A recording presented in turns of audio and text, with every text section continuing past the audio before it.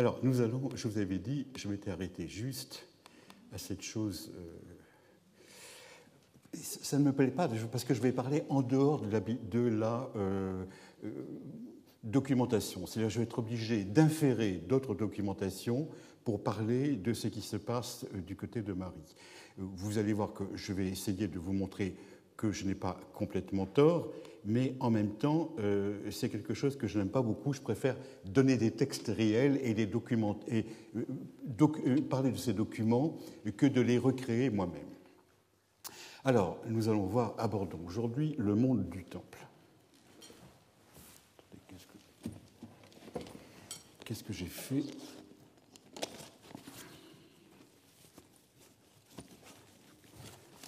Non, je ne l'ai pas oublié.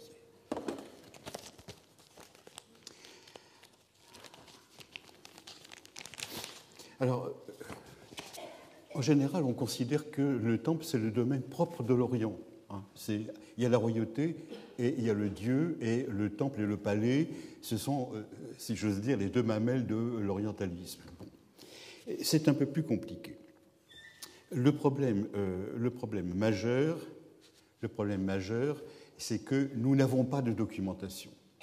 La documentation de Marie, qui est si riche, se tait là-dessus. Pourquoi ? Parce que, à la différence de ce qui se passe du côté de l'Est, nous n'avons trouvé aucune archive de temple. Et nous ne savons pas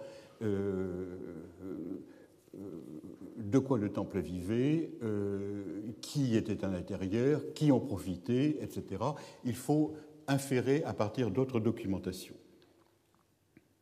Alors, le palais, les archives du palais parlent du temple, c'est bien entendu. Mais ce n'est pas parce que l'on a une documentation fragmentaire que l'on a l'équivalent de ce que le palais nous donne lorsque l'on parle de l'administration provinciale, du recrutement de l'armée, de la gestion d'un dossier diplomatique, etc. Donc c'est bien évident que ce n'en est pas à ce même niveau.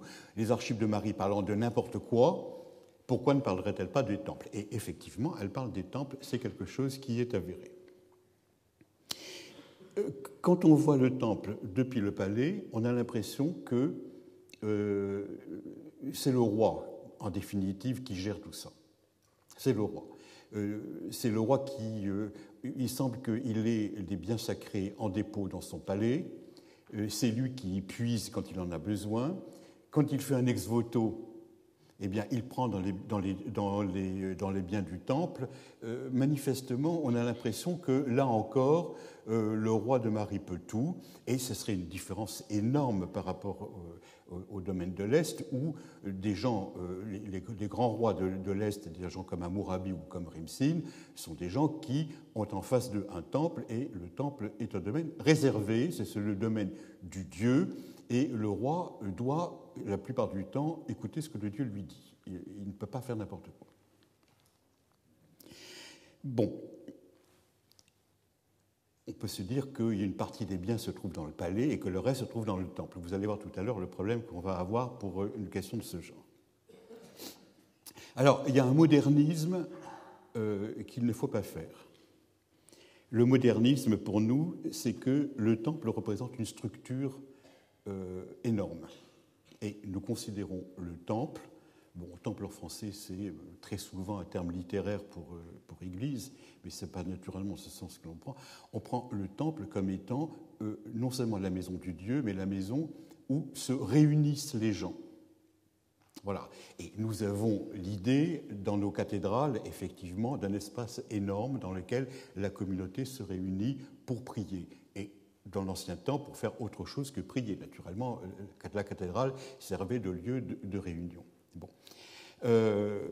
Vous avez vu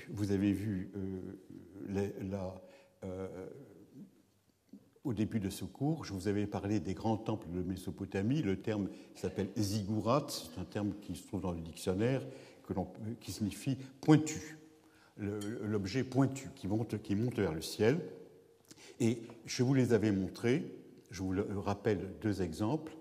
La ziggurat d'Our que vous voyez dans un état de conservation magnifique parce qu'elle est en cours de reconstruction. C'est un faux complet. Et vous voyez que lorsque on réimagine cette ziggourate, vous le voyez que vous avez le bas et puis vous avez le haut, en réalité c'est quelque chose de mastoc. Ce sont des briques entassées les unes sur les autres. Alors il y a un coffrage en briques cuites avec de la terre à l'intérieur et ça monte, ça monte, ça monte, ça monte. Et tout à fait en haut, vous avez en théorie, alors là, ils ont imaginé un temple, mais on ne sait pas ce qui s'est passé en haut. On ne sait pas ce qui s'est passé en haut. Et il y a toute une série d'hypothèses qui ont été énumérées par des savants considérables, disant que c'est là où accoste la barque divine. Bon, ça, c'est un roman absolument complet. C'est l'endroit où le roi et la prêtresse s'unissent. Bon. J'imagine que dans cet endroit où il n'y a pas d'ascenseur, les deux malheureux qui sont montés les 7 étages jusqu'en haut, ils doivent plutôt avoir plus de force, n'est-ce pas, plutôt que d'imaginer qu'il faut qu'ils aillent jusqu'au 7e ciel, n'est-ce pas, pour trouver ce qu'ils pourraient avoir tout à fait en bas, parmi les jardins magnifiques au bord du fleuve. Bon. Il y a toute une série de choses de ce genre. On ne sait pas. On ne sait pas exactement ce qui se passe. Donc, la seule chose qui apparaît, c'est que si le peuple doit se réunir, c'est tout autour dans la cour, mais pas dans le temple. Voilà. Alors, des choses de ce genre, ça apparaît surtout à la fin du IIIe millénaire, ce qui n'empêche pas, naturellement, que l'on trouve à droite et à gauche, de part et d'autre, des proto-pyramides, des proto-ziggourats, je me trompe de civilisation, et des hauts lieux, des terrasses plus ou moins élevées, etc. On en trouve un petit peu partout à l'heure actuelle, et c'est quelque chose qui... Quand les gens disent « Ah, les Sumériens ont essayé de retrouver le monde des montagnes d'où ils arrivaient », bon, c'est effectivement possible. Personnellement, je n'en sais rien. Ce qu'il faut savoir d'autre part, c'est que les très grands temples babyloniens que nous connaissons très bien par leurs archives, ce sont des réalités du premier millénaire. Et ce que je vous avais montré sur les Sagiles, par exemple,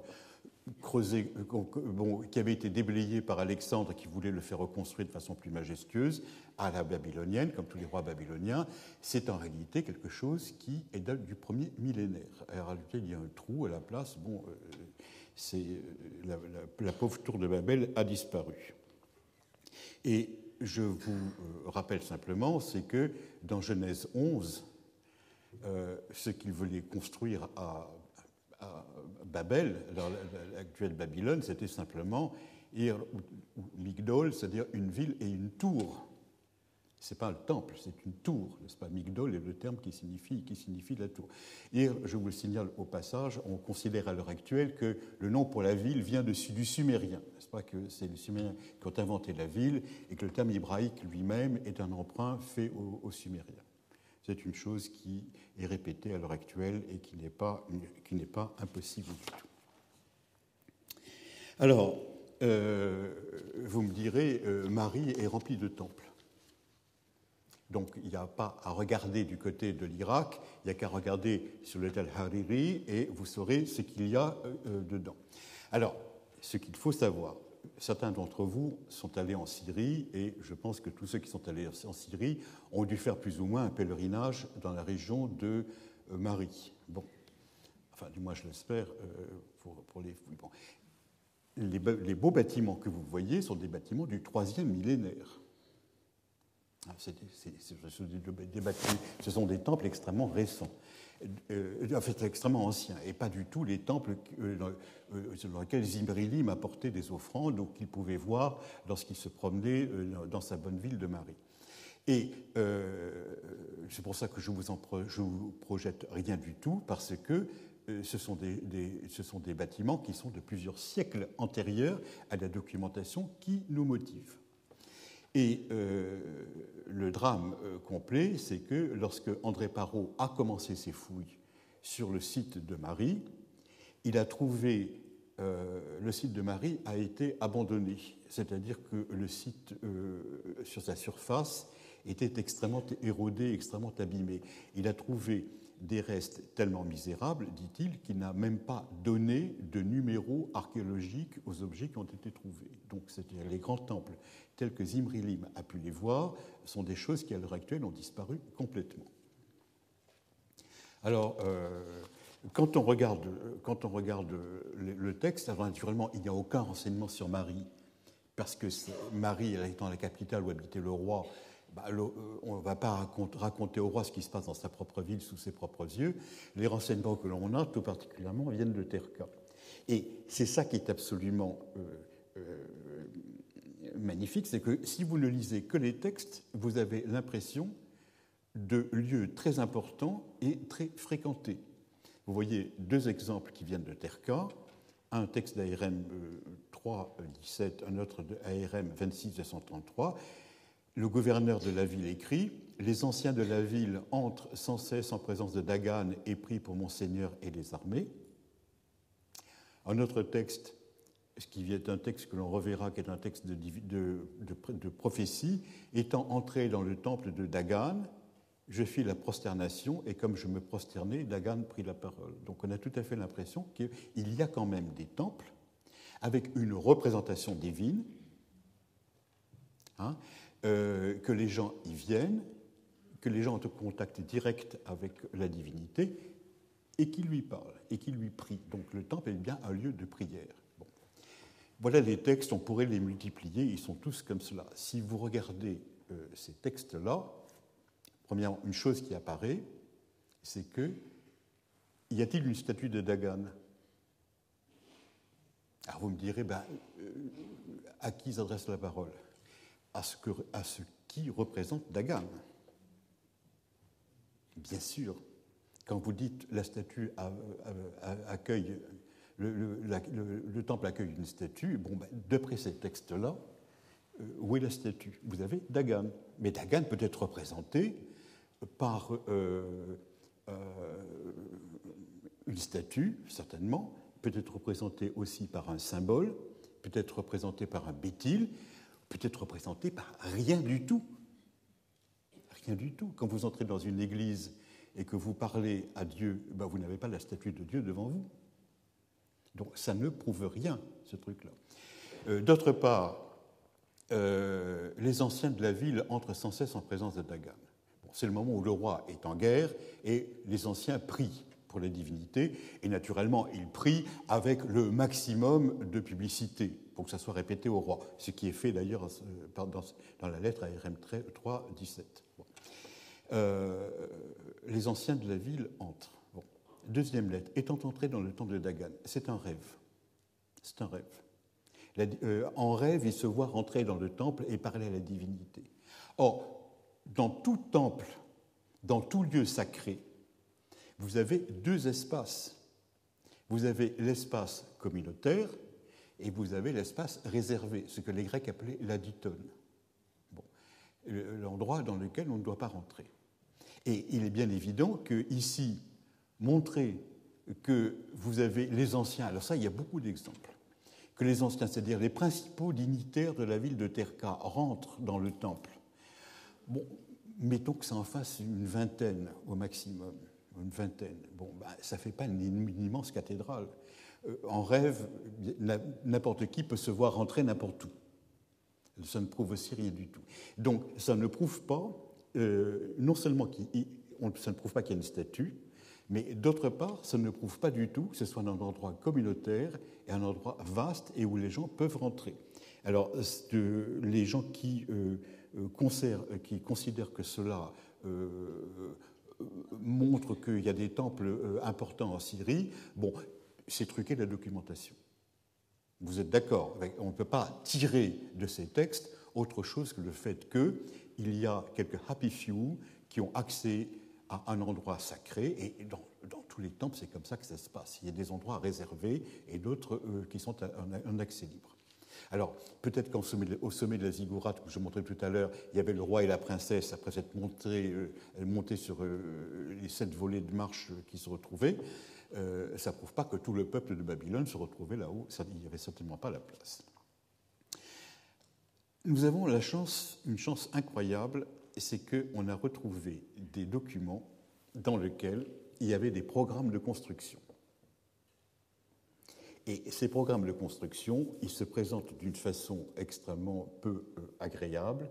Vous avez des chiffres et des chiffres qui vous disent dans le temple un tel mur à telle distance, etc. Bon, alors, ça avait été fait, je les avais donnés à Dominique Charpin, qui, à la rencontre de Londres, quand Charpin était jeune et avait besoin de se faire connaître, il était allé à Londres et il avait intitulé sa communication « Temple de Syrie perdu à retrouver ». Et vous savez, c'était le moment où il y avait des rencontres d'assyriologie, où il y avait à la fois archéologues et philologues. Et c'est très difficile d'intéresser un archéologue à la philologie. Et c'est aussi difficile d'intéresser un philologue à des énumérations de peaux et de stratification. Mais si vous arrivez en disant à des archéologues « j'ai trouvé des plans », vous n'avez plus maintenant qu'à faire les fouilles pour les trouver. Naturellement, la tension est absolument fantastique. Et alors, c'est ça qui s'est passé, c'est qu'à partir de ces colonnes de chiffres, Charpin a entrepris de faire le dessin. Le dessin, c'est de lui, n'est-ce pas, que vous avez là, et dans lequel il vous dit, eh bien, dans le temple de Belet-Tapim à Shubat-Enlil, c'est-à-dire Shubat-Enlil, c'est El Leilan, c'est-à-dire c'est en Syrie du Nord. Si vous creusez, si vous trouvez ça, eh bien, vous êtes dans le temple de Belet-Tapim. Ce qui est une chose intéressante, parce que quand vous creusez et que vous trouvez une structure, êtes-vous dans une structure sacrée ou une structure politique? Ce n'est pas évident. Ce n'est pas évident et il faut avoir des arguments.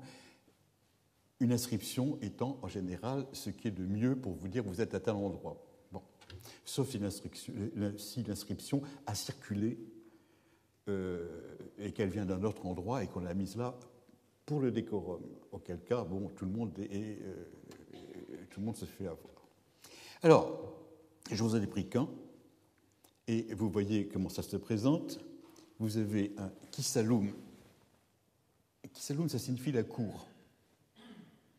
Ça signifie cour. Bon, alors, quand vous entrez, c'est normal que vous ayez... Ça, théoriquement, ce sont les murs. Charpin a fait des choses comme ça parce qu'on donne la mesure des murs. Vous avez la cour, et puis ensuite, vous avez le paparoum, qui signifie l'antecella, comme on dit en termes chics d'archéologie. Et puis vous avez la cella. Alors, vous avez les termes kumum, qui signifie l'endroit où, théoriquement, qui est le saint des saints, ou le très saint, ça dépend de qui parle. Et puis vous avez l'entrée comme cela. Et alors, les gens rentrent, j'imagine, bon, ça s'est cassé, on ne sait pas, on rentrait par là, on avait accès à l'antecella, et puis là, il devait y avoir, eh bien, la divinité. Voilà comment se présente un temple, où devrait se présenter un temple, d'après la documentation que nous avons en Syrie. Alors, on dirait que c'est la Syrie du Nord. Oui, bon. Ces textes ont été retrouvés à Marie, donc on peut penser que c'était quelque chose. Il y a d'autres temples comme cela qui prouvent que c'est à peu près comme ça que ça se présente en général. Si vous regardez l'ensemble, vous ne pouvez pas avoir moins. Vous ne pouvez pas avoir moins. Vous avez une cour. Bon, ça, heureusement que vous avez une cour réservée pour que les gens n'aient pas accès tout de suite dans le temple. Vous avez ensuite un endroit dans lequel un espace dans lequel vous avez un accès, puis un aspect tout à fait réservé. Le temple, en théorie, c'est ça. Et on ne dépasse pas les 2 pièces. On ne dépasse pas les 2 pièces. Donc, ce sont des tout petits modules.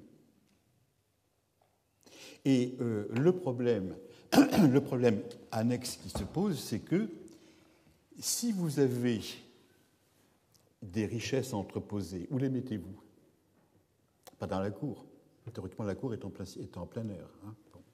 Alors, vous pouvez la mettre dans le paparoum, ou dans le Kumum, mais ça devait être, c'est quand même des petites, c'est des petits modules, ça devait être bien plein. Hein, ça devait être très vite, très plein. Donc on a vraiment l'impression de toutes petites choses, et effectivement, quand on regarde, quand on a accès archéologiquement à des structures sacrées syriennes, ce sont des toutes petites choses. On n'a pas ces énormes villes dans la ville que représentent les temples du premier millénaire en Irak, et qui sont les seules choses que l'on connaisse véritablement. Vous voyez, donc c'est... Deuxième chose, si vous avez des prêtres, eh bien, ils n'habitent certainement pas dans le temple. Parce que déjà que vous avez la peine à mettre la statue divine, si statue il y a, vous savez qu'à Marie, quand on a retrouvé le Béthil à Marie, il a été retrouvé dans une cour et non pas à l'intérieur. On l'a retrouvé dans la cour, à mon avis, parce qu'il ne pouvait pas passer la porte. Hein, il ne passait pas la porte. Bon, là, ce sont des pièces... Le Kumum est considéré comme une pièce obscure. Donc c'est l'endroit où, dans l'obscurité la plus complète, on entre en contact avec la divinité. Alors disons que la divinité devait se présenter là. Bon, et cette structure-là, c'est celle que vous retrouvez dans le palais de Marie aussi. Hein, où vous avez le paparum. Et alors le Kumum est une pièce beaucoup plus grande, celle que l'on appelle à l'heure actuelle, à tort à mon avis, la salle du trône, hein, qui est en réalité une structure tout à fait différente. Voilà à peu près comment ça se présente. Donc, ce n'est pas grand-chose. Alors, on comprend à ce moment-là qu'une structure de ce genre n'impressionne pas beaucoup. Bon, voilà ce que les textes peuvent nous dire sur la structure du temple. Il y a beaucoup plus. Quand vous parlez à un spécialiste des époques récentes des temples syriens, ils vous disent « oui, mais il y a bien autre chose que ça ». Parce que dans un temple syrien, théoriquement, récent, on doit trouver autre chose. Et effectivement, on a autre chose. Et très souvent, les temples, les gens nous parlent, non pas du Kumum et du Kisaloum, ni du Paparum, hein, mais ils nous parlent de choses qui s'appellent Karnan, c'est-à-dire les cornes, et Unkatum, qui sont les anneaux. Alors, je me suis permis de vous dire que dans Orientalia, Lovaniensia, Analecta 162, c'est un gros bouquin sur la religion syrienne que j'ai commis. Page 320, vous avez tous ces termes qui sont commentés avec toute la documentation. Et c'est ça qui est absolument passionnant. Alors, ces termes de Karnan et de Unkatum ne se trouvent pas dans les dictionnaires. Ils ne sont pas dans les dictionnaires. Même dans les versions les plus récentes, vous ne les avez pas. Vous avez le terme de karnum pour signifier la corne, et vous avez le terme de unkum pour signifier l'anneau, avec son pluriel unkatum, mais vous n'avez pas ces emplois techniques de partie du temple qui sont appelés ainsi. Et ça nous est bien documenté. Et ça nous est tout particulièrement documenté comme étant des endroits où l'on va. Tout particulièrement, on y va pendant un certain temps qui est en général de 7 jours. Donc c'est quelque chose de vraiment... c'est catalogué comme ça. Il faut rester 7 jours. Soit dans les cornes, soit dans les anneaux, avant de faire un déplacement. Le roi y va, la reine y habite aussi. Ce sont les parties qui sont certainement des parties adventices tout autour de la structure en briques, qui est la seule que l'on puisse retrouver aujourd'hui. Et quand vous avez un plan de construction de temple à l'époque ancienne, naturellement, on ne vous parle que de la structure en briques, parce que c'est ça qu'il va falloir construire. Et on imagine bien que les Unkatum et les Karnan, ce sont des parties qui ne sont pas en dur et qui s'ajoutent tout autour. Et c'est là qu'il faut vraiment séparer l'espace communautaire qui est beaucoup plus large de l'espace restreint qui est l'espace en dur où se trouvent les symboles divins. Alors, qu'est-ce que ça signifie, corne du temple? Bon. Je vous ai dit, c'est très compliqué, parce que si vous regardez Karnum en babylonien, ça ne signifie que la corne, mais si vous regardez les termes sémitiques, et je vous ai mis l'exemple de l'arabe, karana, ça signifie joindre une chose à une autre. Pas obligatoirement la corne. Alors, je ne sais pas quel rapport il y a entre la corne et le fait de joindre quelque chose à quelqu'un, joindre une chose à une autre, mais ça peut être vraiment la partie adventice. Bon. Et Unkatum, on a tout à fait l'impression que ce sont des cercles tout autour. Alors des cercles de quoi? Eh bien, des cercles qui sont faits sans doute avec des tentes ou avec des roseaux ou avec des petites cahutes ou choses de ce genre. Il ne faut pas imaginer le temple toujours sous la forme de l'acropole. N'est-ce pas, d'une chose absolument majestueuse en marbre que l'on voit de loin, qui signale la culture, qui a bon, il peut y avoir des choses en torchis ou en jonc qui s'ajoutent et qui représentent la partie réelle où les gens vivent, n'est-ce pas? Et ce qui est extrêmement important, c'est que vous avez les cornes, par exemple, sont très bien détestées pour Dagan de Terka, pour le temple de la déesse Anunitum, mais aussi encore plus pour le dieu de l'orage, c'est-à-dire Adou, du campement. Et le campement, on avait regardé cela, ça se dit Mahanum. C'est exactement l'équivalent de l'hébreu Mahana, qui signifie le campement des Hébreux qui bouge à travers le Sinaï et qui arrive ensuite jusqu'au Gilgal et qui ensuite, à partir duquel on envahit la terre promise. Hein. Le Mahanoum, c'est quelque chose qui signifie campement ou armée qui campe, et c'est quelque chose qui est mobile. Donc, si on vous parle des cornes ou des anneaux du Mahanoum, et qu'on voit d'ailleurs très clairement que le Mahanoum, c'est une structure bédouine qui va depuis l'ouest jusqu'à l'est, ça ne peut pas être une structure en dur. Ce n'est pas possible. C'est quelque chose qui, au mieux, se démonte ou se refait sans cesse. Donc, il faut comprendre que, par la même occasion, si c'est amovible et pas en dur pour le temple de Adou du campement, ça doit être pareil pour Dagan de Terka et pour la déesse d'Anunitum, et c'est pour cela que les temples se trouvent au milieu d'espaces plus vagues.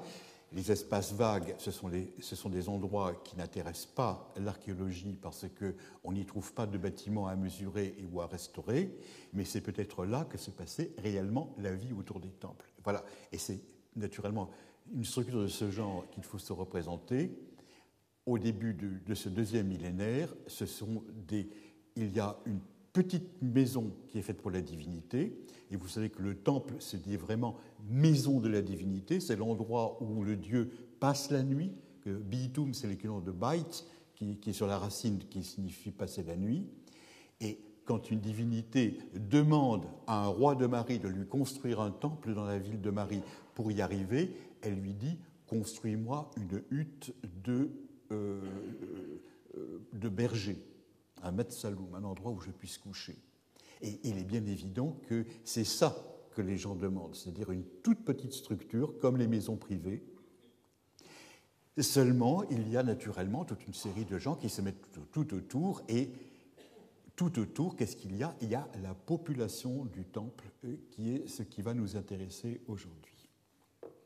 Alors, vous voyez, c'est pour cela qu'une structure de ce genre, par définition, ça ne génère pas beaucoup d'archives. En revanche, ça peut attirer beaucoup de monde. Il y a beaucoup de monde qui peut vivre tout autour. Et ça ne veut pas dire que parce qu'il y a de toutes petites pièces qui ne sont pas conviviales et qui ne permettent pas de rassembler tout le monde, que le temple se représente quelque chose d'isolé et de solitaire, et où le contact avec la divinité se passe face à face. Alors, regardons maintenant la question du personnel et la population de ce temple syrien. Il est certain que lorsqu'on a fouillé, si on avait su à l'avance ce qu'on allait trouver, tout autour des petites structures, l'information aurait été énorme à prendre. Mais que maintenant qu'on se trouve au 3e millénaire en dessous, la documentation, elle a été enlevée à grands coups de pelle. Bon, et ça, vous me direz, bien malin, celui qui prévoit ce qu'il va trouver. Je rêve toujours un jour d'une archéologie dans laquelle il y aura des appareils qui permettront de visionner l'intérieur du tel avant qu'il y ait un travail, et qui, à la limite, empêchera que le travail se passe, parce qu'on vous dira, bon, à tel endroit, vous avez telle chose, etc. Bon, et comme de nos jours, quand on se fait opérer, vous avez des gens qui, de l'extérieur, vous voient sans ouvrir obligatoirement d'un coup de scalpel énergique en vous disant à tel endroit, etc. Et vous avez de la microchirurgie. Bon, on peut rêver, je vous vois dubitatif, mais on peut rêver quand même qu'un jour que l'archéologie soit aussi quelque chose comme ça. Ça permettrait de garder un petit peu de la documentation, parce qu'à l'heure actuelle, tout le niveau Zimrilim, Marie, piouf, se trouve, Dieu sait où, parti à droite et à gauche. Alors, pourquoi savons-nous tellement de choses en ce qui concerne le personnel et la population du temple irakien? On va voir, je vous ai annoncé personnel et population du temple syrien, mais pourquoi est-ce qu'on sait tellement de choses pour l'Irak? C'est que tous les renseignements que nous avons concernent une population privilégiée. Vous avez les administrateurs des temples, alors ça on les connaît, ce sont ceux dont je vous ai parlé, qu'on appelle grands prêtres, qui sont en réalité des administrateurs. Vous avez les principaux liturges, c'est-à-dire les gens qui font les services du Dieu. Leiturgia, c'est le terme qui signifie le service. Et vous avez ceux qui lavent, ceux qui coupent le pain, ceux qui chantent, ceux qui récitent des prières, etc. C'est-à-dire, vous imaginez à peu près un service complet qui explose dans les différentes phases du service. Ce n'est pas le même homme qui fait tout. Vous avez quelqu'un qui chante, quelqu'un qui balaye, quelqu'un qui apporte le pain, quelqu'un qui donne le pain, etc. Voilà. Et puis, vous avez d'autre part les prêtresses. Et je vous ai déjà dit plusieurs fois, l'aspect prière et l'aspect dévotion est une spécialité féminine dans le temple. C'est les femmes qui sont là pour prier en permanence, qui chantent la louange de la divinité. On ne sait pas très bien quelles sont leurs paroles. La plupart du temps, on peut penser que quand même ce sont des gens qui s'adressent à la divinité pour avoir quelque chose au nom de quelqu'un d'autre. C'est-à-dire qu'elles servent d'intermédiaire entre la famille qui ont fait présent d'elle au temple et la divinité qui doit leur donner en échange plein de bénédictions. Bon. Nous avons tout ça. Et c'est assez bien documenté à toutes les époques. À l'époque deuxième millénaire ou premier millénaire, la documentation est énorme. Et tout particulièrement à l'époque néo-babylonienne, les administrateurs et les principaux liturges, il y a énormément de choses. Pour les prêtresses, à l'époque paléo-babylonienne, on a retrouvé plus de 60 000 tablettes dans leur quartier, dans la ville de Sipar, qui se trouve au British Museum à l'heure actuelle, qui sont petit à petit éditées, et on a les archives privées de femmes qui font des affaires. Donc on a, c'est l'équivalent du béguinage, si vous voulez, que vous avez dans d'autres villes du Moyen-Âge. Hein. Ça ne rend pas compte de toute la population, parce qu'il y a beaucoup d'autres personnes que ça. Et si vous regardez la Syrie, eh bien, les administrateurs, ce sont des hommes d'affaires. Les principaux liturges, ce sont ceux que l'on appelle des prébendiers. Et les prêtresses, eh bien, vous les avez à Marie, elles semblent avoir habité dans leurs maisons privées. Il n'y a pas eu des quartiers réservés comme dans les grandes villes de l'Est. Alors, les premiers sont des hommes d'affaires, on les connaît parce qu'ils font de l'argent avec les sacrifices.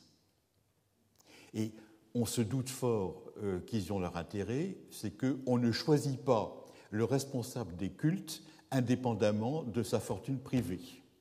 Il faut d'abord que ce soit un gros capitaliste. On ne prend pas quelqu'un qui est particulièrement pieux. Ça, c'est secondaire. Tout le monde est pieux à l'époque. Mais il y a des pieux qui sont plus riches que d'autres, et sont ça. Donc, si on fait attention à leur argent, c'est que manifestement, il faut qu'ils avancent des fonds, plus particulièrement au roi, et qu'ils soient capables d'attendre de rentrer dans leurs fonds. Voilà. Et on voit que le service du temple est exactement parallèle avec le service agricole. De la même façon, on ne confie pas les terres à des gens qui n'ont pas de grosses réserves d'argent, parce que le roi se fait donner à l'avance le prix de la moisson, et ensuite celui qui a avancé le prix de la moisson, il est capable d'attendre que les paysans le payent. Donc il faut qu'il ait des réserves. Donc les premiers sont des hommes d'affaires, ça me paraît une chose absolument évidente. Les seconds, ça veut dire des prébendiers. Eh bien, les prébendiers, à Marie, on ne les a pas. La seule chose que l'on a, c'est qu'il y a des gens du temple qui sont assez riches pour faire des prêts d'argent. Or, un prêteur, c'est quelqu'un qui doit être absolument riche. Si vous êtes pauvre, c'est pas bon de prêter. Parce qu'un prêteur, il doit attendre qu'on le lui rende. Et on voit bien que ce sont des gens du temple parce qu'ils prêtent en leur nom et au nom d'une divinité. Ils forment une catégorie tout à fait particulière. Il n'y a qu'eux d'ailleurs qui prêtent. Ils prêtent en leur nom et au nom d'une divinité. Ça, c'est quelque chose que l'on connaît très bien du côté de la Mésopotamie aussi. Et donc, il devait y avoir des prébendiers, il devait y avoir des gens qui faisaient de l'argent avec le temple, mais on ne les connaît pas. Leurs archives sont dans leur maison privée et pas dans le temple. Mais c'est une chose en Irak aussi qui se présente comme cela. Alors, les religieuses, à la différence de l'Irak, je vous ai dit, elles habitent chez elles. Pourquoi ? On le sait très bien, parce qu'on a des inventaires de personnel, et tout particulièrement des listes de personnes, et on voit les gens qui sont mentionnés. Alors, il y a les femmes qui sont mariées, les femmes qui ne sont pas mariées, les femmes qui sont religieuses, les femmes qui sont cette catégorie que l'on verra, et on voit bien que elles ne sont pas rangées typologiquement, mais manifestement, elles habitent toutes le même espace qui s'appelle la ville. Bon.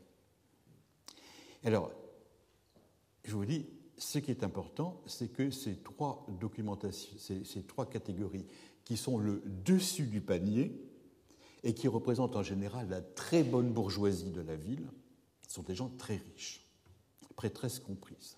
On n'est pas une pauvre qui devient une prêtresse, c'est le père qui donne une dot au temple et qui lui donne sa fille en même temps. Ce sont des gens qui font partie de la très bonne société. Pourquoi vous dis-je ça ? Parce qu'on connaît justement, par d'autres textes, une population d'un genre tout à fait différent qui gravite autour du temple. Et celle-là, on l'a fragmentairement à Marie. Je ne vous dis pas qu'elle manque, mais on l'a fragmentairement. Et c'est pour ça que, pour arriver à la présenter, je suis obligé d'aller voir dans d'autres documentations si elles peuvent nous aider à faire une présentation plus large de tous ces fragments que nous avons à Marie, qu'on pique à droite et à gauche comme cela, et pour faire le liant entre des documents disparates. Parce que ce sont des documents retrouvés dans le palais et non pas dans le temple. Si on avait cité dans le temple, de toute façon, on ne nous en parlerait pas, parce que dans le temple, on ne parle que des affaires des gens de la haute société. Alors, on arrive à attraper cette population qui gravite autour du temple à trois époques. Et il n'y a pas 36 documentations. La première, c'est à la fin de l'époque d'Ur III, c'est-à-dire la troisième dynastie d'Ur, celle qui termine en 2004, en théorie, moi, c'est ce qu'on m'a appris quand j'étais étudiant. Je continue à le répéter. Les gens ne sont pas d'accord, le montent ou le descendent. 2004, c'est très commode. Je dis du côté de 2004, la troisième dynastie d'Ur s'arrête. Bon. Ensuite, vous avez une deuxième documentation. Alors, c'est un moment où les Amorites arrivent, en abondance d'ailleurs en Mésopotamie. Ensuite, vous avez ce qu'on appelle les hymnes dits du mariage sacré du début du deuxième millénaire. Bon, ceux-là, ils sont en sumérien. La première documentation, c'est des textes administratifs en sumérien. La deuxième, ce sont des textes littéraires en sumérien.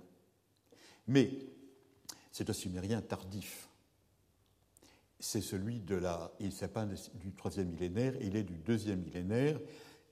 Et c'est le moment où les Amorites succèdent aux Sumériens et s'installent un petit peu à droite et à gauche, partout. Bon.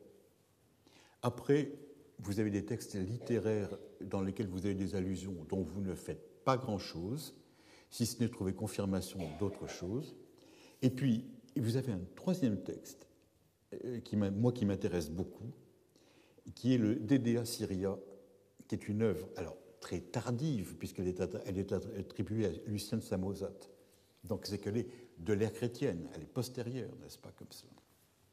Et vous allez voir que ce texte, sur lequel les hellénistes ont mis la main, en considérant que c'était à eux, eh bien, en réalité, peut nous concerner de façon très pressante. Et ce qui est important, ça sera de voir justement que dans le texte qui est de la fin de la troisième dynastie d'Ur, les textes qui sont du début du deuxième millénaire et les textes qui sont du deuxième siècle après le Christ, il y a, comme on dit, un fil rouge qui montre que ça n'a pas changé, c'est toujours pareil, etc. Et comme Marie se trouve au milieu, on se dit qu'on peut inférer de la gauche et de la droite pour Marie, surtout que les textes de Marie rentrent parfaitement dans le schéma qui est fait depuis 2004 jusqu'au deuxième siècle après le Christ. Voilà. C'est mon auto-apologie pour vous faire un exposé de ce genre. Sinon, on prend les textes, les miettes de documentation, on les met les uns à la suite des autres et on ne peut pas en dire grand-chose. Bon, alors, si vous êtes d'accord, on peut continuer ainsi. Ces textes qui sont de la fin de la troisième dynastie d'Ur, ils sont constitués par quelque chose qui n'intéresse pas beaucoup les savants, et c'est bien dommage, parce que ce sont des listes de personnel. Des listes de personnel du temple. Alors, une liste de personnel du temple, vous savez, la plupart du temps, ce sont des noms, un nom propre en chasse un autre. C'est très difficile de dire des noms propres parce qu'il n'y a pas de contexte. Tout le monde peut s'appeler n'importe comment. Il y a des noms d'une banalité effroyable qui n'intéressent personne. Il y a des gens qui s'appellent Dupont, Martin, choses de ce genre. Bon. Et puis, vous avez des noms à coucher dehors, qui sont très souvent des fautes de lecture. Vous avez des étrangers, vous avez des gens qui viennent Dieu sait d'où, etc. Donc c'est quelque chose qui est extrêmement difficile à faire. À Marie, vous avez des 3000 à 4000 listes de noms propres. Je peux vous dire que si vous voulez vous venger d'un étudiant, vous lui en donnez une à étudier en lui disant « Voilà, maintenant, il faut nous prouver l'excellence de la formation qu'on est censé vous avoir apportée. » Il y a quand même quelqu'un qui s'est intéressé de très près à ces textes sans aucun autre intérêt que d'être des énumérations de noms propres. C'est Ignace Gelb, dans un article qui est très ancien, puisque c'est celui de la revue d'Assyriologie 66, publié en 1972, mais qui est quelque chose d'absolument génial, parce qu'il a regardé dans le concret les épithètes. Et il arrive à cette conclusion, alors je vous passe la démonstration qui serait fastidieuse, mais la conclusion est très intéressante. Le temple à l'époque d'Ur, alors j'apporte comme bémol le temple à la fin de la troisième dynastie d'Ur, et non pas à l'époque d'Ur, était l'endroit où l'on se débarrassait des bouches inutiles. Alors je regrette, mais enfants, femmes, vieux, individus rejetés. Bon. C'est-à-dire que quand vous n'aviez pas de place dans la société, vous alliez au temple. Et quand vous aviez, excusez-moi, quand on avait un enfant dont on ne savait pas trop bien quoi faire, ou un vieux serviteur, ou une bouche inutile, eh bien, on en faisait cadeau au temple. Alors, vous me direz, ce sont des pratiques sauvages. Eh bien, moi, je suis tout à fait d'accord avec Gelb que non, c'est bien, parce que si vous regardez du côté de l'anthropologie, tous ces gens-là, innombrables sont les sociétés où on s'en débarrasse d'une façon énergique. Un enfant qui est mal né, eh bon, on l'expose aux bêtes sauvages qui vous en débarrassent, ou on l'enterre, ou on le tue, ou etc. Ou bien, on le donne au temple en Mésopotamie, et Gelb a fait des parallèles qui sont extrêmement intéressants avec les présentations d'enfants faites au monastère au Moyen-Âge, où il y avait des endroits réservés où on apportait l'enfant, et plutôt que de faire un infanticide, on le confiait à une congrégation qui, après, en faisait, en fonction de ses plans, soit un serviteur, soit éventuellement un évêque. Hein, ça pouvait monter, on pouvait la monter n'importe où. Et cela, il l'a vu par le fait que la société du Temple, à la fin de la troisième dynastie d'Ur, se caractérise par le fait qu'elle est complètement déséquilibrée au point de vue des lois de la statistique les plus évidentes dans les rapports mâle-femelle et âge. C'est-à-dire que ces femmes ne sont pas mariées, les enfants représentent une minorité complète par rapport à ce qu'on attendrait parce qu'on peut toujours penser que les femmes ne sont pas mariées parce que les hommes sont ailleurs, mais si les hommes sont ailleurs et que ces femmes sont mères des enfants, eh bien, au point de vue statistique, c'est pas bon. Elles devraient en avoir beaucoup plus. Et puis surtout, il a fait attention aux épithètes. Et on a vu que les épithètes sumériennes ont été comprises de plus en plus. On a vu que c'est une société de gens difformes, ou qui ne sont pas au mieux de leur forme. Bon. Et alors, on a des épithètes qui sont données, offerts, déposés pour les enfants. Et on a d'autres nomenclatures dans les textes administratifs où l'on voit que des gens sont catalogués comme « trouvés dans le puits ». Ne riez pas, c'est notre père Joseph. Trouvé dans le puits. Une caravane passe et trouve quelqu'un dans le puits. Bon, c'est le patriarche Joseph. Hein. Pris dans la rue. Alors, pris dans la rue, c'est un double entendre, parce que c'est l'enfant qui a été ramassé dans la rue, c'est aussi le garçon qui se promène, et le sergent recruteur qui arrive et qui lui dit « Que fais-tu là ?» et qui l'emmène à l'armée. Donc, pris dans la rue, c'est une catégorie qui est ambiguë. Mais trouvé dans le puits, en général, ce sont des enfants. Et vous en avez, ça continue comme cela en Mésopotamie. Alors, il y a une richesse beaucoup plus grande au premier millénaire, où vous avez l'enfant que l'on dit arraché à la gueule du chien. Et effectivement, tous ces chiens errants dans la ville, naturellement, s'il y a un bébé qui vient de naître et qui est abandonné, le chien qui a faim, comme on dit, tout fait ventre. Hein, bon. Et alors, quelqu'un l'a sauvé et le bébé reçoit le nom de arraché à la gueule du chien. Bon. Alors, quand la statistique de Gelb est celle-ci, vous voyez, majorité de femmes, d'enfants et de vieux. Il n'y a pas d'hommes en âge de travailler.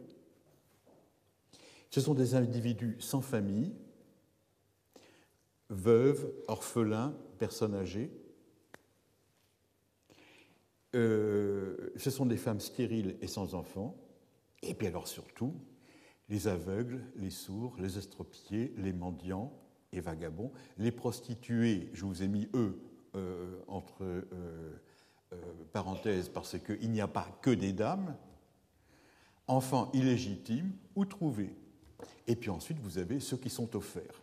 Alors, ceux qui sont offerts, ce sont toutes ces catégories qui sont dans la famille et dont on se débarrasse petit à petit. C'est quand même mieux que de tuer tous ces gens-là. Alors, si vous mettez tout ça ensemble, vous comprenez pourquoi cette documentation n'apparaît pas dans la documentation. C'est parce que ce ne sont pas des gens, ce sont des gens qui font des services à l'intérieur, qui vivent de la charité du Dieu ou des clercs, qui sont des gens très riches. Les gens très riches font de la charité, bien sûr. Bon. Mais on ne leur confie pas un travail. Et si quelqu'un se voit confier un travail par un gros commerçant, par un entrepreneur ou par le palais, on ne va pas dire de lui que c'est un orphelin ou que c'est un sourd ou que c'est un estropié. On vous dira, il fait tel travail et il reçoit telle chose. Et s'il y avait une photographie à côté ou un curriculum vitae, vous verriez d'où vient l'individu. Mais si on vous dit simplement, un tel fait tel travail, on n'éprouve pas le besoin de vous dire la même chose que dans le temple, où ils ne sont simplement là que comme hébergés. Auquel cas, on vous les décrit. Et c'est pour ça que, quand vous regardez cela, vous avez une population d'assistés. Et toute révérence gardée, l'équivalent chez nous, ça serait la cour des miracles. La cour des miracles. Et regardez bien ça, parce que c'est dans ce milieu-là qu'apparaît la prophétie. C'est pas parmi les nantis, c'est pas le grand prophète, c'est pas le grand prêtre qui va devenir un prophète, c'est pas des prébendiers, c'est pas des grandes prêtresses. Ces gens, on va les trouver pour leur dire la prophétie, mais c'est parmi tout ça, de toute cette population, qu'il va y avoir les apiloum, les mouchoum, les choses de ce genre, etc.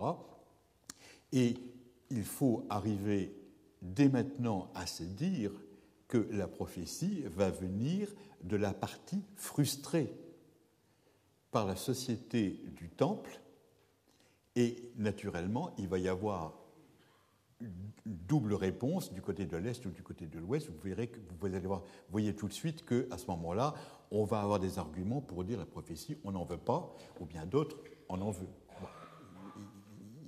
Vous allez voir, vous voyez tout à fait la complexité de l'affaire. Alors, la deuxième catégorie que je vais voir maintenant, eh bien, ce sont les hymnes du mariage sacré. Le mariage sacré, c'est une tarte à la crème chez nous, c'est quelque chose d'extrêmement compliqué.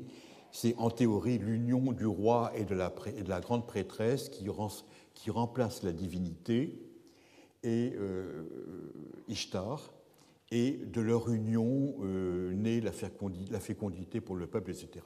Énormément de sottises ont été racontées à ce propos. C'est quelque chose qui est pas du tout clair. C'est pas du tout clair. Je laisse de côté, naturellement, la question du mariage sacré, qui est un autre problème, et je vais simplement regarder les renseignements sur la population du temple apportés par la déesse Ishtar. Ce qui définit dans la religiosité mésopotamienne le culte de la déesse Ishtar, ce sont deux thèmes principaux, le dieu souffrant et deuxièmement la population bizarre de ses dévots. Et c'est ça que nous allons voir. Est-ce que ces deux catégories, le Dieu souffrant et la population bizarre de ses dévots, sont des choses qui nous permettent d'être exploitées à Marie ou pas? Et c'est ça qui va être le plus important. Alors, le Dieu souffrant, eh bien, vous le savez comme moi, c'est avant tout le dieu Dumuzi en sumérien, qui a donné Tammuz du côté de la Phénicie. Il ne faut pas être très grand clair pour se dire que Dumuzi et Tammuz, non seulement sont équivalents au point de vue du culte et de leur sentimentalité, ce sont tous les deux jeunes dieux qui sont fils et amants de la déesse, qui est à la fois la mère et la maîtresse. Et puis en même temps, vous voyez très bien que au point de vue du nom, ça se correspond assez bien, hein, Dumuzi et Tammuz. Bon. Alors, le problème fondamental qui est posé est celui-ci. Tammuz est considéré comme étant l'avatar sur la côte Méditerranée, en Phénicie, d'une divinité sumérienne qui s'appelle Dumuzi. Pourquoi est-ce que Dumuzi est-il un dieu sumérien? Pour deux raisons extrêmement simples. D'abord, nous avons une masse de textes sumériens qui en parlent. Bon, ça pourrait suffire. Deuxièmement, Dumuzi, ça a un sens en sumérien. Ça signifie, Dumu, c'est le fils, et Zi, ça signifie fidèle, le fils fidèle. Bon. Le fils fidèle, entre parenthèses, n'explique rien de la théologie de Dumuzi. Ce qu'il faut savoir, c'est que quand vous notez un son en sumérien, comme tout son a un sens, à partir du moment où vous notez quelque chose en sumérien, vous notez quelque chose qui a un sens. Si vous notez quelque chose avec un A, automatiquement vous introduisez la notion de eau à l'intérieur. L'eau à quoi, hein? Chose de ce genre. Donc, une écriture motivée en sumérien peut très bien représenter une remotivation. Et l'énorme problème qui se pose à l'heure actuelle au point de vue de l'histoire des religions, pour vous montrer à quel point il y a vraiment d'énormes portes à enfoncer, hein, bon, c'est que pourquoi de tous les dieux sumériens est-ce Dumuzi qui est parti de Sumer pour remonter jusqu'à la côte Méditerranée, et pourquoi est-ce que d'autre part il y a une telle vénération de cette divinité par toute la Syrie? Et réponse, parce que toute la civilisation a commencé à Sumer, que Sumer était entouré de barbares, donc si quelque chose se produit à la périphérie du pays de Sumer, c'est que c'est un sumérianisme, ça a été emprunté, et que le flambeau de la civilisation a petit à petit illuminer les ténèbres de la barbarie alentour. À l'heure actuelle, il est bien évident que quand on voit, grâce à l'archéologie et à ses trouvailles, ce qui se trouve tout autour du pays de Sumer, on se dit que de choses Sumer a dû hériter, n'est-ce pas? Que de choses a dû hériter. Et elle a certainement rendu des choses, mais elle en a pris aussi beaucoup. Et à l'heure actuelle, la recherche consiste maintenant à essayer de trouver dans le magma sumérien ce qui n'était pas sumérien d'origine. Bon.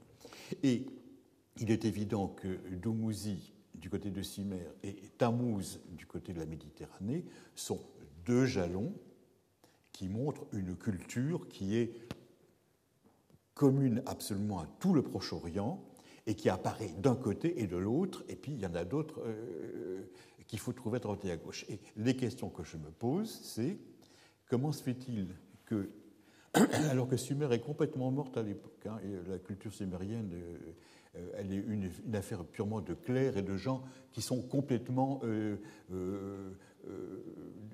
des scribes de très haut niveau, des maîtres dans l'écriture, comment se fait-il que le mythe de Dumuzi soit tellement vivant sur le Balir?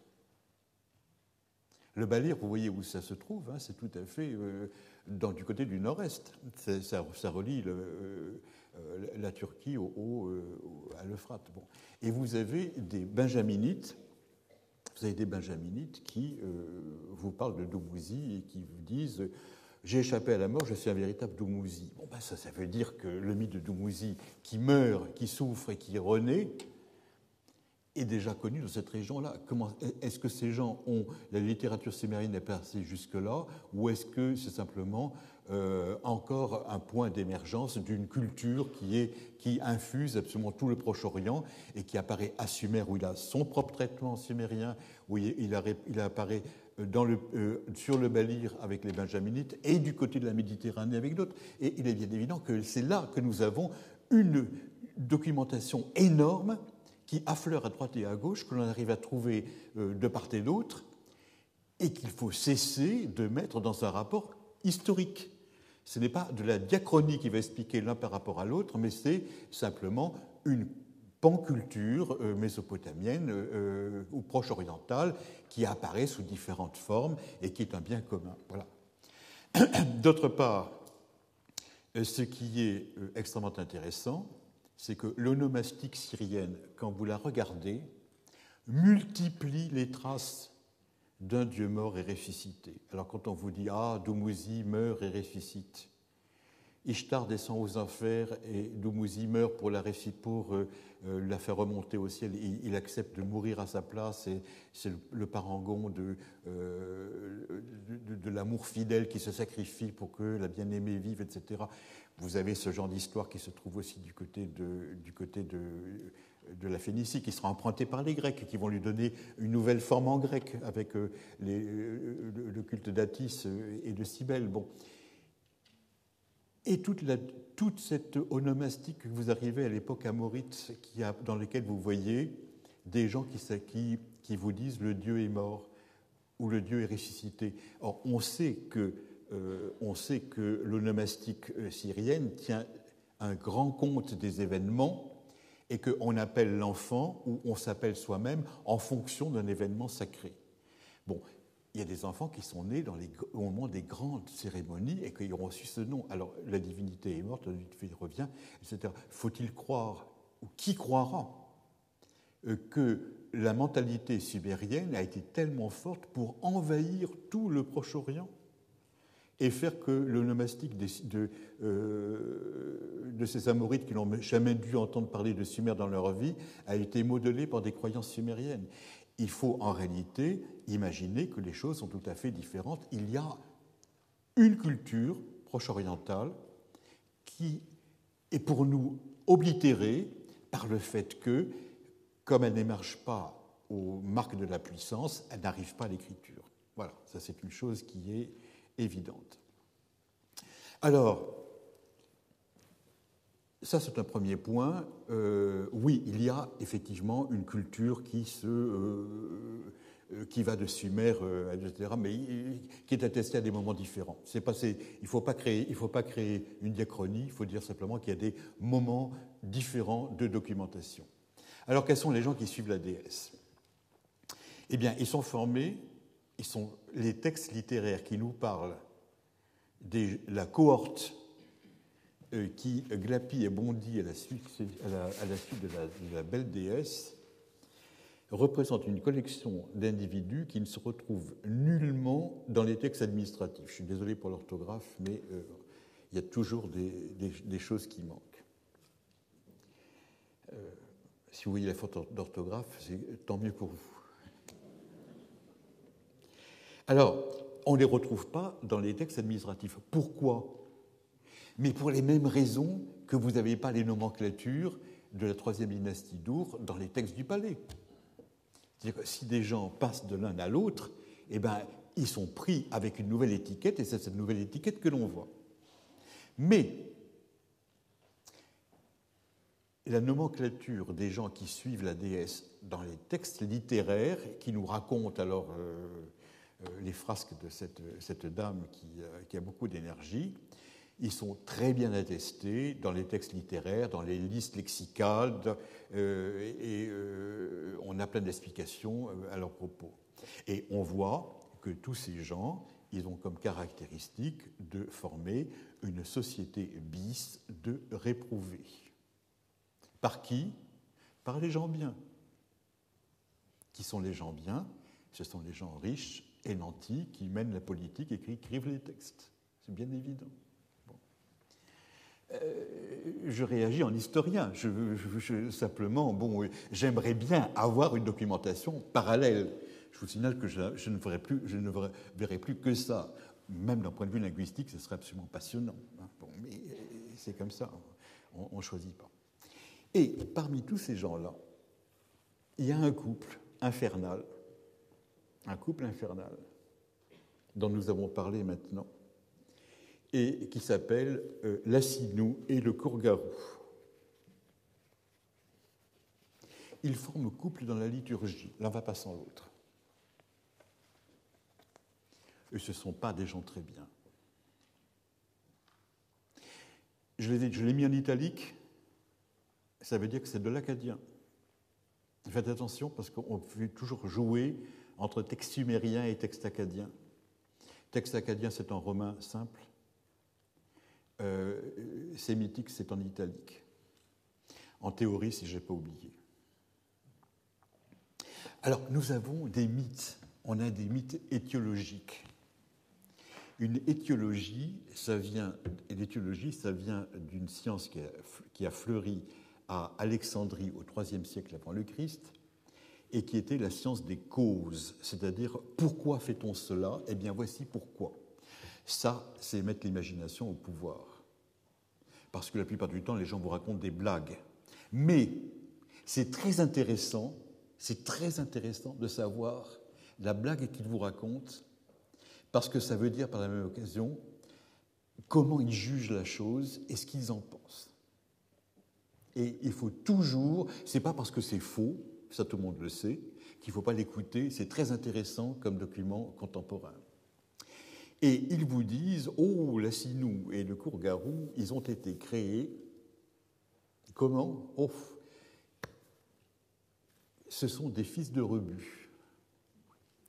Et lorsque la déesse Ishtar, qui est allée faire des galipettes aux enfers, s'y trouve prisonnière de sa sœur, qui, naturellement, l'ayant en son pouvoir, lui a mis la main dessus, etc. Qu'est-ce que fait la reine des enfers? Elle tue la déesse. Que fait le dieu Enki, dieu de la sagesse? Il veut la faire revivre, c'est la déesse de l'amour. Comment peut-on imaginer un monde sans amour? Donc, qu'est-ce qu'il va faire? Il va créer le Kurgara pour que la déesse renaisse. Pour le créer, il va prendre la saleté qu'il a sous les ongles. C'est inimaginable d'imaginer qu'un dieu puisse avoir la saleté sous ses ongles. Je ne sais pas si vous vous rendez compte d'un point de vue anthropologique ce que ça en dit sur le roi et sur les autres. Bon, en tout cas, il se cure les ongles avec un ongle, j'imagine, et il le crée ainsi. Et naturellement, une fois qu'il a créé cet individu, il va lui donner l'herbe de vie et l'eau de vie pour faire renaître la déesse. Alors, c'est complètement contradictoire. Comment est-ce que quelqu'un qui est né de la saleté peut recréer la vie? Mais la déesse Ishtar elle-même est quelqu'un d'extraordinairement ambigu. Elle a deux épithètes. La première, c'est une vierge. La seconde, c'est une prostituée. Et on ne choisit pas. Elle est les deux. Parce que sa technique, c'est de faire naître les contraires. Elle fait les contraires. Alors, un exemple de contraire, on le reverra tout à l'heure, c'est elle qui fait que l'homme boutonne son habit à gauche et la femme à droite. C'est peut-être quelque chose qui s'est perdu à l'heure actuelle, mais les hommes et les femmes ne doivent pas théoriquement fermer leur veste de la même façon. Bon, c'est une chose... Je vois à votre placidité que vous êtes placé sous le signe de la monomode où ces choses n'existent plus. Inanna, dans un autre hymne, crée l'individu en mettant fin à sa propre faute. Donc c'est un fils du péché aussi. Alors, vous voyez, déjà, l'étiologie est quelque chose qui est extrêmement bizarre. Hein. C'est quelqu'un qui naît de la saleté. Mais vous voyez déjà où je vais arriver, puisque je vous ai déjà montré les sociétés dans lesquelles il va rentrer avec complaisance. Quand il arrive aux enfers, il va y avoir une deuxième sorte d'étiologie. Parce que vous avez l'étiologie qui vous raconte l'origine de quelque chose, et puis les Sumériens adorent ça, c'est fixer le destin de quelqu'un.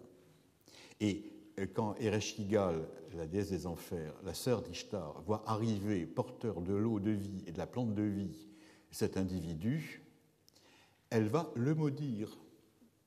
Et par la même occasion, on va savoir quel est le sort de ces Assinous dans la société sumérienne. Alors, elle lui dit des choses qui ne sont pas extraordinairement agréables, parce qu'il y a deux versions pour la descente d'Ishtar aux enfers, l'une d'Achour, l'autre de Ninive, qui sont mal conservées, qui ne sont pas duplicables l'une de l'autre. Elle commence par lui dire que le pain de charrue de la cité soit ta nourriture. Alors, il n'y a pas de problème philologique, à part que, qu'est-ce que c'est que du pain de charrue? Alors, personne ne sait ce que c'est. Il y a une littérature énorme, tout le monde a expliqué. Alors, il y en a qui a dit c'est une gouttière. Bon, une gouttière, moi je veux bien, mais pourquoi le pain de charrue, on appellerait ça de la gouttière, hein, bon. Que le pain de charrue soit à la gouttière. Ensuite, que les réserves d'eau de la cité soient le vase où tu bois. Bon, ça c'est beaucoup plus clair, parce que les rabanatoum, les réserves d'eau de la cité, on sait que c'est de l'eau croupie.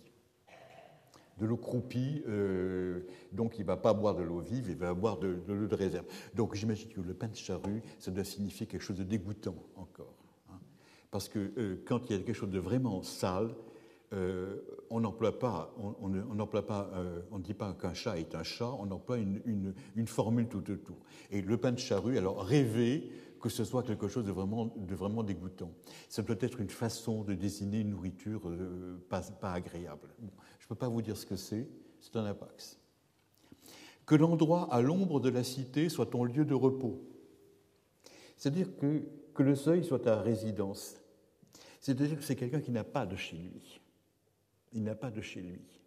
Il n'a pas d'endroit où il se mette à l'ombre. Vous savez que le bitoum, la maison, c'est-à-dire bait, ça signifie passer la nuit, c'est se mettre à l'abri, se mettre à l'ombre, se mettre à l'abri pendant que l'obscurité tombe sur le monde. Bon, eh bien, l'endroit où l'ombre est une chose qui est extrêmement importante en Mésopotamie, ça signifie la protection. Quand on est à l'ombre du roi, c'est qu'on est sous la protection du roi. Bon, alors que l'endroit à l'ombre de la cité, eh bien, c'est là où il y a de l'ombre. Et dans un pays comme l'Irak, je peux vous dire que c'est quelque chose qui n'est pas négligeable. Dans tout le Proche-Orient, l'endroit à l'ombre, c'est un endroit agréable. Soit ton lieu de repos. Et que le seuil soit ta résidence. C'est-à-dire, le seuil, c'est l'endroit où le visiteur s'arrête. Théoriquement, on doit passer. Donc, on se met sur le pas de la porte pour passer dans la rue. Imaginez que la rue n'était pas très bien dallée à l'époque, n'est-ce pas ? Voilà, donc il mange n'importe quoi, il boit de l'eau croupie, il n'a pas de chez lui, et puis il a que le bois sans soif te tabasse, mot à mot te frappe la joue. Bois sans soif, on imagine que les ivrognes, il y a des cabarets à l'époque, puisqu'il y a des cabaretières, c'est qu'il y a des cabarets. On y boit de la bière. La bière saoule difficilement mais rend méchant. Ce n'est pas comme le vin qui vous donne tout de suite une torpeur agréable, n'est-ce pas ?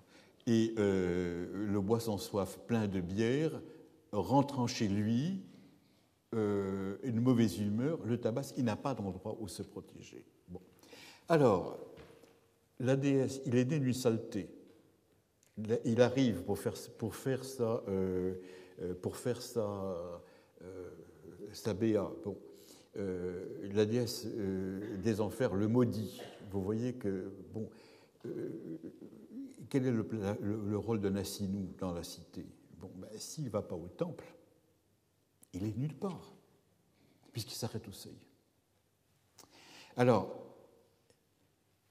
qu'est-ce que c'est que le terme d'Assinou maintenant ? Eh bien, ça c'est quelque chose maintenant qui est assez clair, enfin clair, je dis par prétérition, c'est un terme étranger à la langue, parce qu'il est caractérisé par une finale en inou. Et je peux vous dire que c'est un terme qui vient du Nord et qui n'est pas d'origine sémitique. Alors ça, c'est absolument magnifique d'un point de vue linguistique parce que quand vous voulez avoir une dénomination péjorative, vous quittez la langue que vous parlez pour aller emprunter dans une langue à côté. Si vous imaginez que, qu'est-ce que c'est qu'en français un hableur?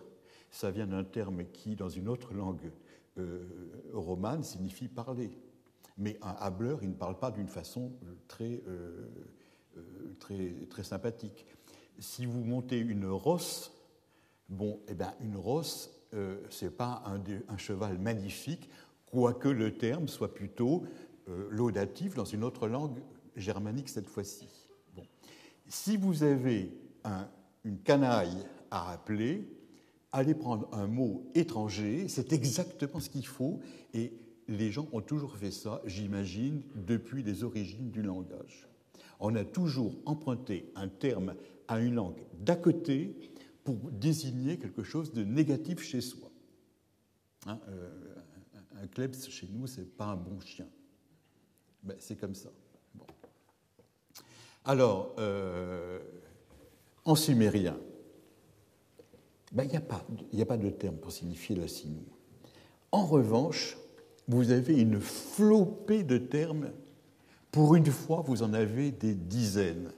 Alors que voici une langue dans laquelle vous ne pourriez pas injurier quelqu'un. C'est inimaginable. C'est inimaginable.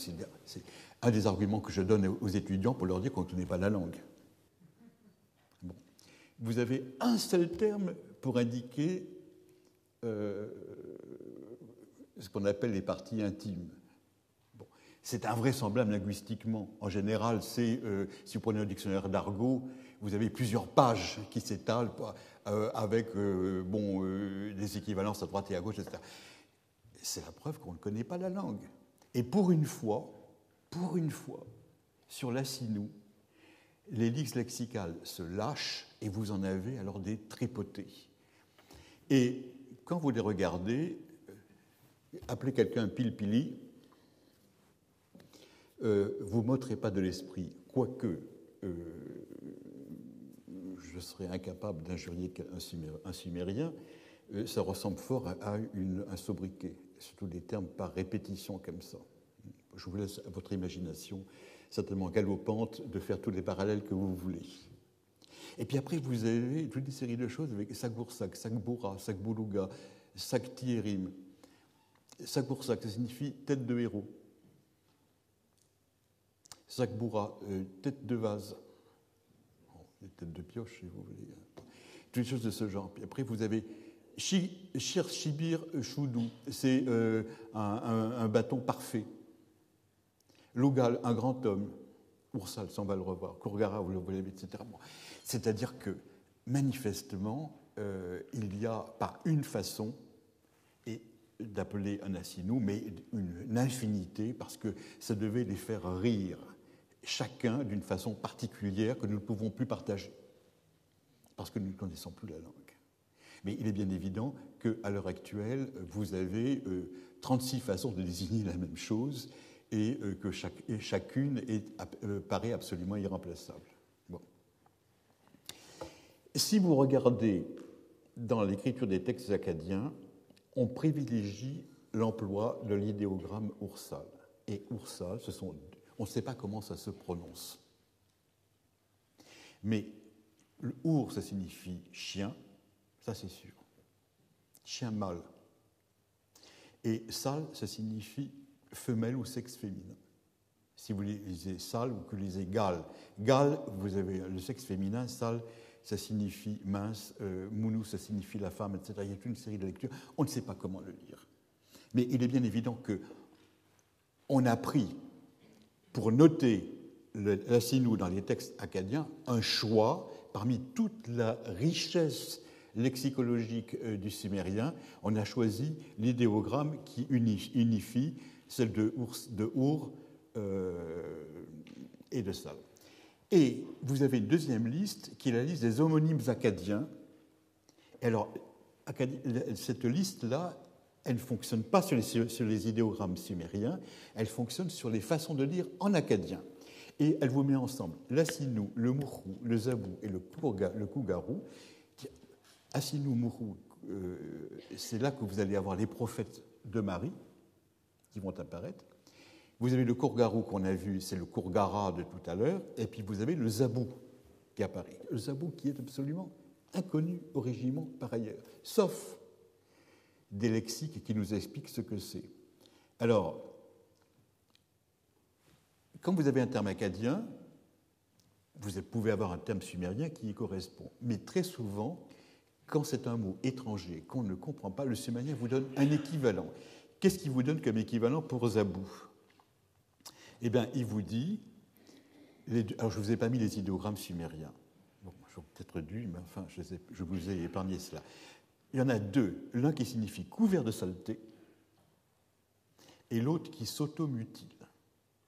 Et là, nous voyons une nouvelle catégorie qui apparaît, qui est très importante justement dans le culte de la déesse. Et zabou, si vous avez fait un petit peu de sémitique, vous savez comment ça fonctionne, ça vient du verbe zababoum, et zababoum, ça signifie être dans un état frénétique. C'est réservé à désigner la frénésie qui s'empare d'un cheval qui se met à se mordre, qui a l'écume qui arrive aux lèvres et qui se mord et qui se mutile lui-même. Bon.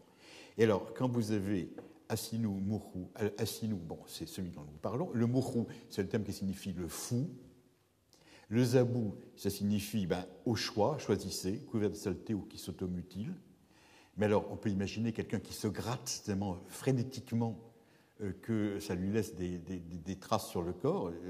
Les démangeaisons ne sont pas toujours bonnes à exciter les ongles qui viennent calmer tout cela. Ou bien, vous avez zababoum qui signifie être dans un état frénétique. Voilà. Ça, c'est des choses. Alors, dernier renseignement que je peux avoir à vous donner sur le Assinu, les textes nous montrent que sa grande spécialité, ça consiste à se déguiser. Alors, petit à petit, ça arrive. Il se déguise. C'est-à-dire que c'est carême.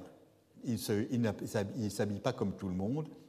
Et puis, alors, surtout, il s'agit de mâles et non pas de femmes, de mâles qui jouent dans tous les domaines le rôle des femmes. Alors, voilà un nouveau domaine qui va apparaître.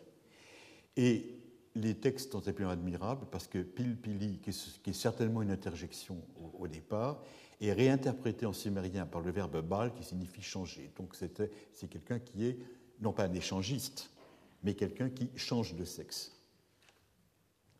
Et ça se termine par cet équivalent, le dernier équivalent qui est donné. On dit que c'est un sinishanu. Sinishanu, c'est un terme qui est dérivé de sinishtum, qui signifie la femme.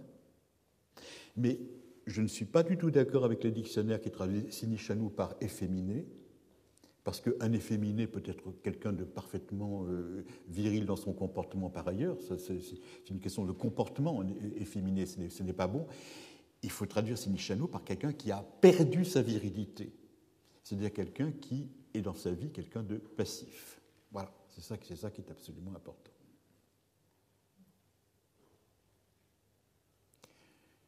La qualité du silence montre que vous êtes complètement soit endormi, soit effarouché. Donc, je continuerai ces horreurs la semaine prochaine, si vous le voulez bien.